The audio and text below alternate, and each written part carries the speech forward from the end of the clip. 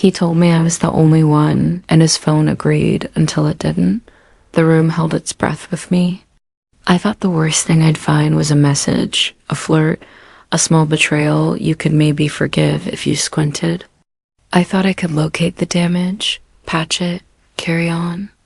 I thought our story ended in a screen, but it didn't. It began in the way I learned to swallow myself. My name's Rachel, and I learned what love looks like when it's both soft and fake, and how quiet can be more dangerous than a scream.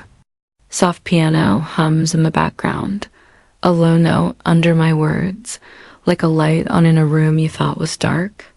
We lived in Austin, in a small house with a fig tree that never thrived. He worked remote, talked about stand-ups and sprints, words that sounded like movement, but often meant he was sitting perfectly still. I teach middle school English, which means I can see when someone's trying to hide a broken sentence inside a paragraph. We had this rhythm. We'd wake up, he'd make coffee 2 sugars for me, something black and serious for him, and he'd kiss my cheek like we were in a commercial. The dog Finn would circle our legs and wag his whole body like he couldn't believe mornings were real. There was a playlist. There were notes on the fridge. There was a list of little rules. Some we said out loud, most we didn't. No phones at dinner. No work after 9. If one of us was quiet, the other didn't pry. That last rule felt like respect at first. Later, it felt like the house was filling with soft smoke we'd agreed not to notice. He was easy to love. He remembered my mom's surgery date. He showed up for every school event, standing in the back with this patient smile that made other teachers ask if he had a brother. When I had a parking ticket, he paid it without a speech. If the second life I uncovered and the late-night silence felt familiar, you're not alone. Subscribe and support me to build this community and share more real-life stories. When I cried about nothing and everything at once, he didn't fix it. He held me, let me be messy. He was the guy people mean when they say, "She found a good one." The word I kept using was steady. He was steady, and yet there were tiny glitches. The way he'd place his phone face down with exaggerated care. The way he'd step outside to take calls that weren't important, and then come back in with that soft, rinse look people have after they've cried or lied. The ring light he bought for Zoom quality that made his skin look like a wax museum version of himself. I laughed about it, called him an influencer, and he laughed too. But he never put it away. He once told me I was the first person who didn't make him feel like he had to perform. And the way he said it made me want to become an audience of one he could finally relax in front of. Was I blind? Or just scared to see the truth? On a Thursday, I came home early because we had a half day, and I wanted to surprise him with those cinnamon rolls he loves. The ones that make the house smell like a bakery built in heaven. The front door stuck and then sighed like always. Finn scrambled. The house was quiet. His office door was almost closed, not in a do not enter way, more like a careless inch. I heard his voice dipped lower than he uses with me, almost a whisper against a wall. "Yeah, I'm here," he said. "I can't stay long." A soft laugh. "You know how it is." I stood in the hallway with the box warm in my hands and listened to my own heartbeat fill my ears. It wasn't what he said. It was the tone, like the secret part of his voice he keeps for someone else. He ended the call, and I walked in like I had just arrived. He smiled at me like it was easy. Cinnamon moved the air between us. He hugged me and lifted me a little because he knows I love that, and I felt his phone press against my hip. It vibrated in that moment like a tiny animal trying to get out. He didn't flinch. He didn't even look down. And somehow that was worse. That night, his iPad lit up while he was in the shower. It was face up. I was on the couch with Finn's head in my lap, the Great British Bake Off murmuring from the TV. The iPad blinked and puffed and pulled my eyes even though I was trying very hard to be a person with boundaries. A name appeared that wasn't a name, more a word, a handle. Atlas. Not his, but like he was being addressed that way. You coming? It said. You promised you'd be there tonight? I froze the image with my eyes and copied it into my bones. The shower ran. Steam draped itself over the bathroom doorway. I stared at my reflection in the black screen when it went dark again. I've told students not to snoop. I've taught them that privacy is a kindness you give yourself as much as other people. I've also had instincts that kept me safe when I was younger, and they sounded a lot like the one in my chest now. He came out with a towel around his waist and kissed my forehead. Want tea? He asked like a movie husband. I nodded like a movie wife. When he left the room, I looked again. We're all waiting, the next message said. Don't be late like last time. He didn't have a group chat with his coworkers named anything like that. Atlas, the word tasted metallic. That night, I asked casually about his day. He told me it was fine, lots of meetings. I asked if he was working with a new team. He said not really why. I said nothing. My mouth had never been so tired. I went to bed first and lay there with my eyes open, counting the creaks in the house, which I suddenly heard as confessions. The next day, I caught myself studying him like a crime scene. The way he unlocked his phone, thumb moving with the muscle memory of secrets. The way he closed windows on his laptop when I walked in, claiming he was just decluttering. The way he smiled at me like he knew he had to keep me soft. I told myself I was being paranoid. It was that old loop in my head, the one from growing up with a father who left and returned like the tide. You can either control everything or pretend everything's fine. Guess which one feels easier? Saturday, he said he had a late sync because someone in Singapore needed something. I nodded, tried to be the chill girlfriend, the cool wife in everything but legal terms, because I had always promised him I wouldn't be that person. He went into his office and shut the door fully this time. I stood in the kitchen with Finn and felt the minutes get heavy. I made a grilled cheese I didn't want and ate it over the sink like a person in a story who doesn't know who she is. A sound came from his office that wasn't business. Not laughter. Not crying. The particular hush of someone talking too close to a microphone. The iPad lit again on the counter because it syncs with everything. Because he hadn't turned that setting off. Because maybe he didn't think he had to with me. A message from someone with a peach emoji next to their name. Can you do audio tonight? A heart. The kind of language you think only teenagers use until a 40-year-old man becomes someone else in the right window. I didn't think.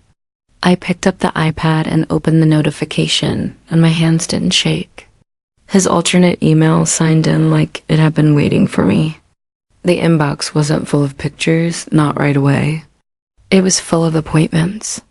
Calendar invites with usernames and time zones, labels that said coaching and practice, and my stomach understood before my brain allowed it. Discord opened to a server called the North Room. Atlas was a moderator. His last message said, "Good night, little wolves." It would have been funny if it wasn't so careful. There were channels for journal drops, guided prompts, voice rooms, intimacy as presence, and then NSFW with a lob I didn't click. My whole body went cold in a warm house. People were thanking him. People were calling him steady and safe and sir, and my throat closed around air. He had posted long messages about relationships that sounded like him when he was best. Listen more than you speak. Women will tell you who they are if you let the silence hold. If she's anxious, anchor. Don't abandon. And then a post in a channel called Case Studies, My Blood Newly Electric, with a black bar over a name that was very clearly me, even without the details. 33, teacher, anxious, preoccupied. It began like I was a lab sample. Pattern, hypervigilant after conflict, calms when mirrored. Strategy: increase physical reassurance. Don't apologize too soon. I had never felt seen and erased so perfectly at the same time. Tell me in the comments if you've ever felt the same silence. I scrolled without breathing. There were Dima's clients, he called them in a post, who were women, not men, asking him to help them heal their feminine, asking for guidance on texting, on sex, on what to do when their partners were distant. He sent voice notes. I pressed play on one before stopping myself. His voice, lower than he used with me, slid through my ear like it knew its way around. You're not too much. Go slow. I'm here. I wanted to vomit. Another message, 90 minutes tonight. A different woman. I fell asleep to your voice again. My hands finally shook, the knowledge catching up. I didn't see pictures of him naked. I didn't see him in a hotel room with someone else. I saw him doing relationship like it was a product he sold in packages, and I saw myself split open for content. I closed the iPad and put it back exactly where it had been. I walked outside and sat on the front steps and tried to remember how to count to 10. It was windy. Leaves scraped the sidewalk like tiny bodies crawling home. He came out 20 minutes later and sat next to me like nothing had shifted. He said, "You okay?" Like he meant it. I said, "What's the north room?" Quiet, like leaking. His face didn't match the weather. It stayed warm. He blinked once, twice. "It's nothing," he said, too quickly. Then he tried on a new voice. "It's a Group 1 help run. For men. We talk about being better partners." He reached for my hand. I was going to tell you. He was good. Every piece of him had practice. "Then why are women calling you at midnight?" I asked. He winced a little. "They're clients," he said. "It's coaching."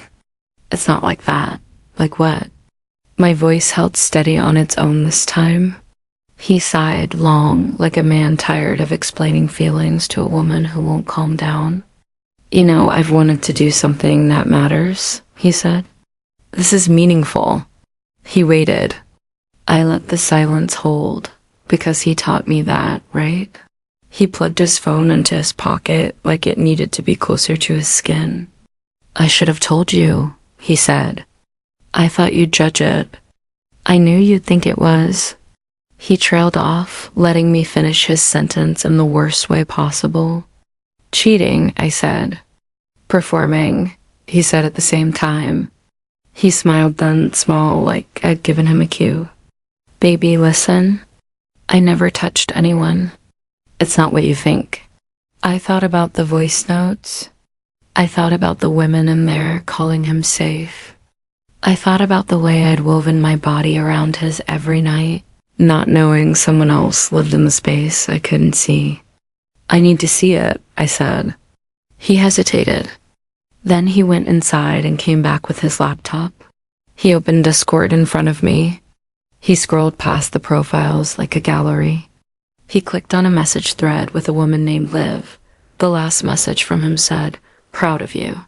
It was 7 minutes old.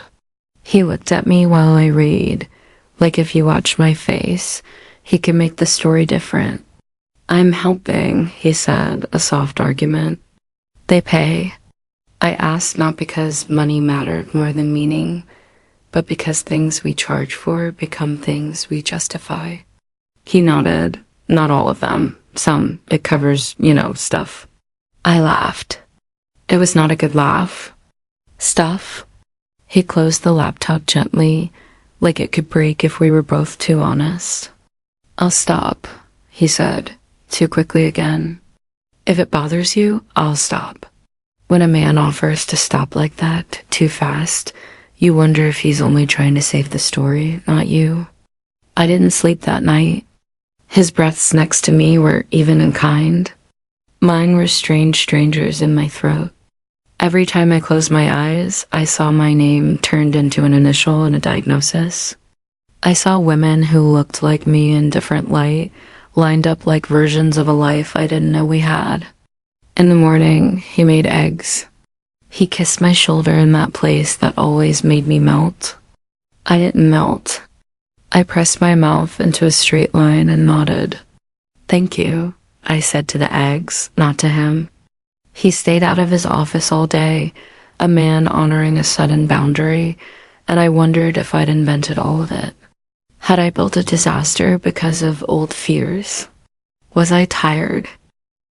Overreacting?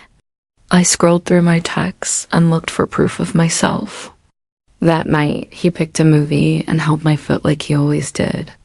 I wanted him to be exactly who he was the day before I lifted that iPad. I wanted the universe to say I was dramatic and provide me with some banal explanation that made me feel silly and relieved. But what I discovered next changed everything. While he was in the bathroom, his computer pinged with that small, quiet sound you could miss if you weren't desperate. The screen showed an open spreadsheet, minimized, titled with my name. Not my full name. Just R like a placeholder. I clicked. Columns, dates, my moods. Notes about what worked when I was upset. October 5th, R cried reassure. Don't fix hand on back. November 2nd, silence. After conflict calms her by morning. December 13, overwhelmed bring tea, don't mention. Work. There were tabs with other. Initials, live as this, the formulas that calculated. Engagement on his posts. A column for renewal likelihood. Next to my name, there were stars. 3 of them, then 2, then a question mark. It was like finding your own heart rate charted by a stranger. A perfect man doesn't need a map to you. Only a traveler does. He said he'd stop.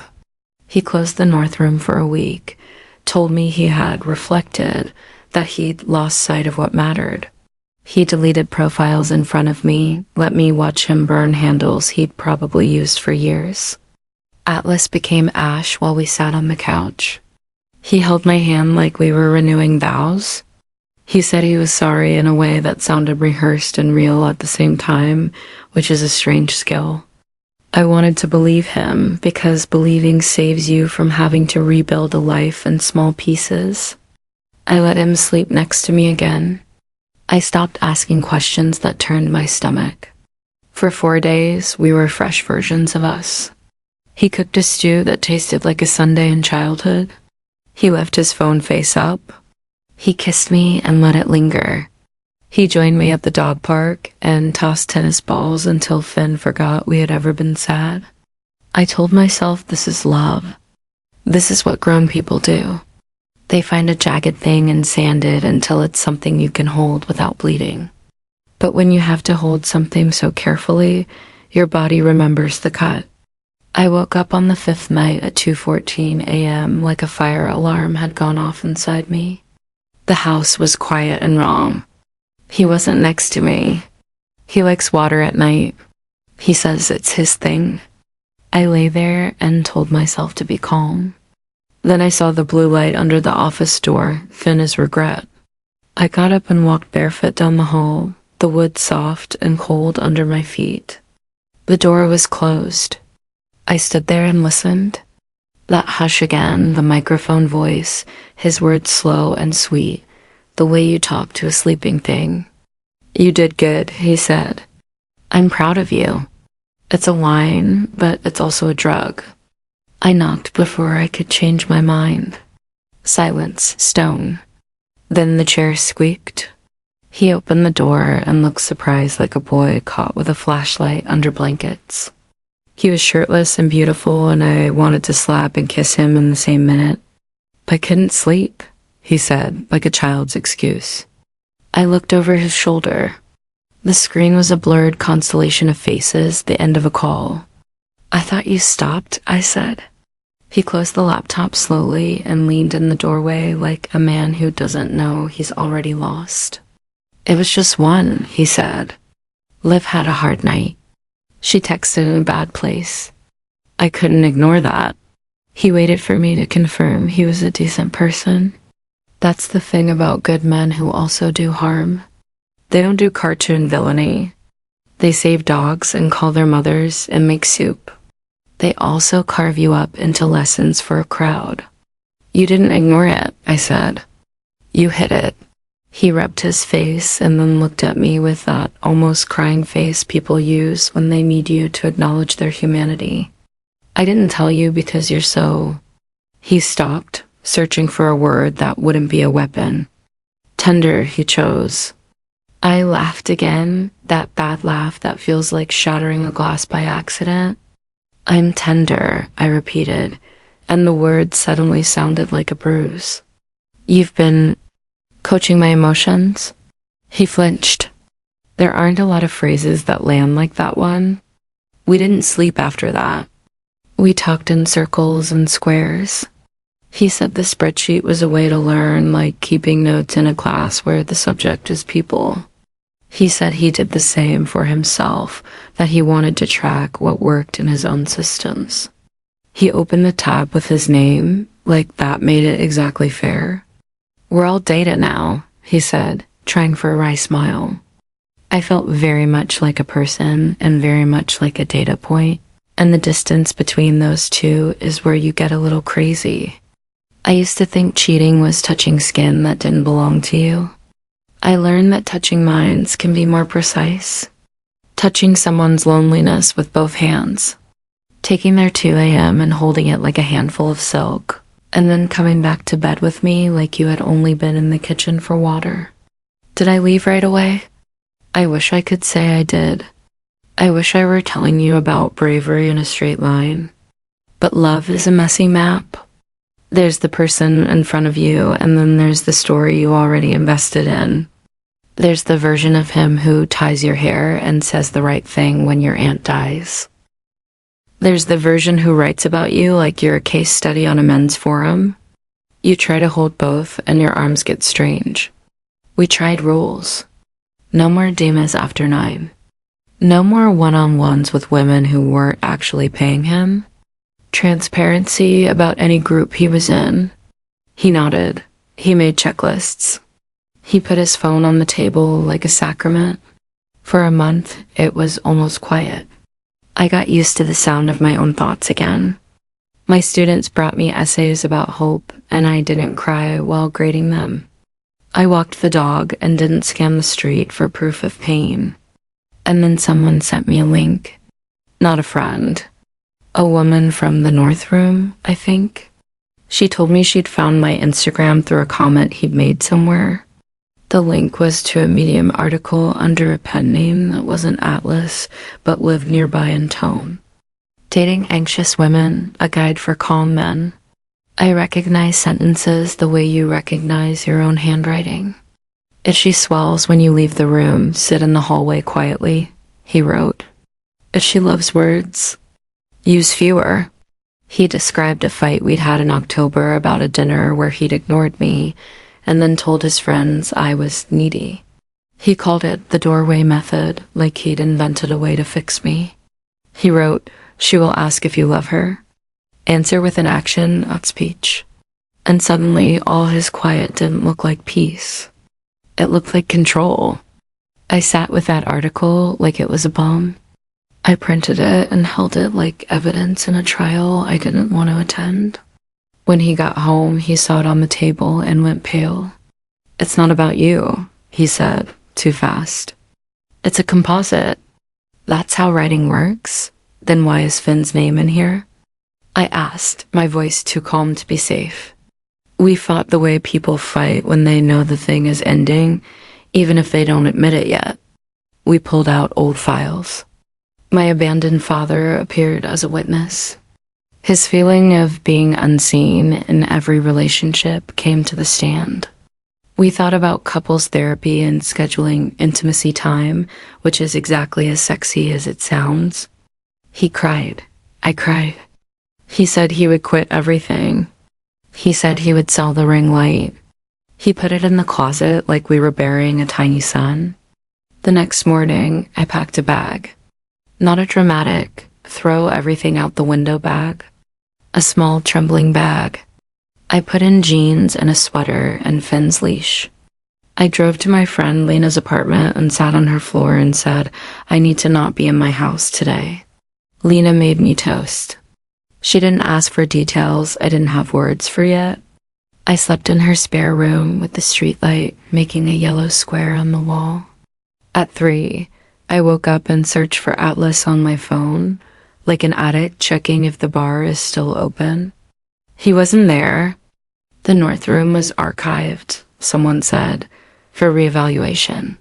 It didn't feel like a victory. It felt like sweeping dust into a pile you didn't have a broom big enough for. The next week, I tried to go home as if to a museum of us. I walked through the kitchen like a visitor, noted the plant that refused to love us. He was gentle. He didn't touch me without asking. He texted me simple things like, I'm at the store, and do you want apples? Apples felt like the only safe noun.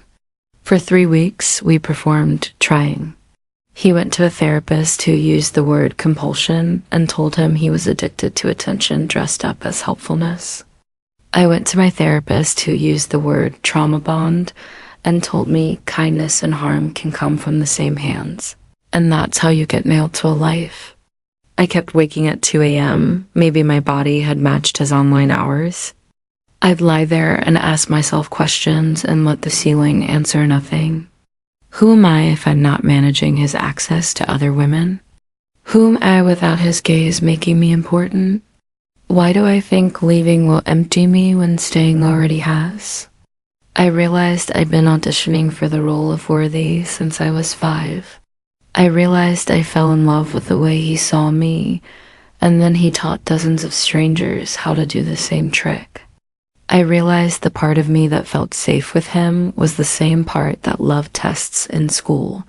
Give me rules and I'll ace them. He gave me rules without calling them rules. Be calmer, be sillier. Be the woman who doesn't check his phone. Be the partner who understands the mission. At school, I taught a unit on unreliable narrators. We talked about the difference between a liar and someone who believes they're telling the truth. Some of my students said those are the scariest characters because they look like everyone else. I went home and ran a bath and cried underwater because I didn't want to hear myself. The water smelled like eucalyptus and a woman I couldn't become yet. One Saturday, I packed more than a trembling bag. I took the books that had my name in the flyleaf. I grabbed the picture of my mother laughing in a sun hat. I took the sweatshirt he never wore, but I did. He watched me quietly, trying to find the sentence that would change my mind. We can write a new story, he said. We can, I said. But I don't want it to be an essay about me. I moved into a small apartment above a coffee shop with terrible parking. Finn adjusted faster than I did. The first night, I lay on the mattress and counted the shapes headlights made on the ceiling. I slept badly, but woke up certain. The coffee shop smells were a daily vote of confidence. The barista learned my name and started drawing hearts in my foam. I planted a snake plant, and it didn't die. I bought a ring light because I needed one for virtual parent conferences, and I laughed a little while unpacking it, shaking hands with the present tense. My phone pinged less at 2 a.m., he texted sometimes. Long paragraphs early in the morning when the day feels like a chance. He said therapy was hard. He said he was reading about objectification and outcome mindsets. He said he missed me like a limb. I wrote replies and notes I didn't send. I wrote, I don't want to be one of your sessions. I wrote, I don't believe you're a monster. I wrote, I'm not coming back, but I'm not going to turn you into a villain to make it easier. Healing is boring until it isn't. It's a lot of grocery shopping and calling your sister when you want to call them. It's sitting in the car outside Target and crying because the cart return looks like a little cage. It's learning that silence can be peaceful when it isn't full of someone else's secrets. I started running again, slow and ugly, a block at a time. My body felt like mine in a new way. I read books with underlines that weren't instructions for how to keep a man. I bought underwear that nobody would see. I said no to things quickly and yes to things slowly.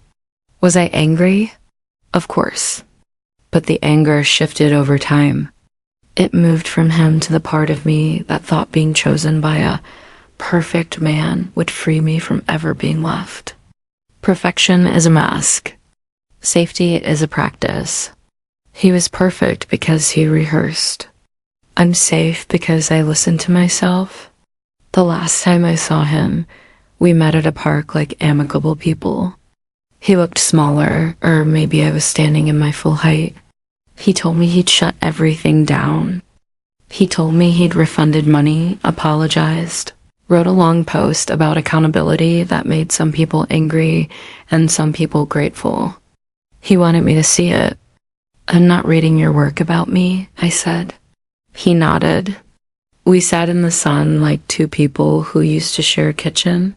He looked at Finn and then at me. "I loved you," he said, like a confession he could finally afford to pay. "I believe you," I said, "but you loved me like a class." He looked away and swallowed. We stood and didn't hug. I walked to my car and put my face in my hands, and then I laughed, soft and wild, because the world hadn't ended and I had made it to my car alone. The piano in my head went quiet. I think about the women online sometimes. I think about the tenderness that finds anyone. Awake at 2 a.m., I think about the ways we use each other to not feel alone. I don't want to shame them or him.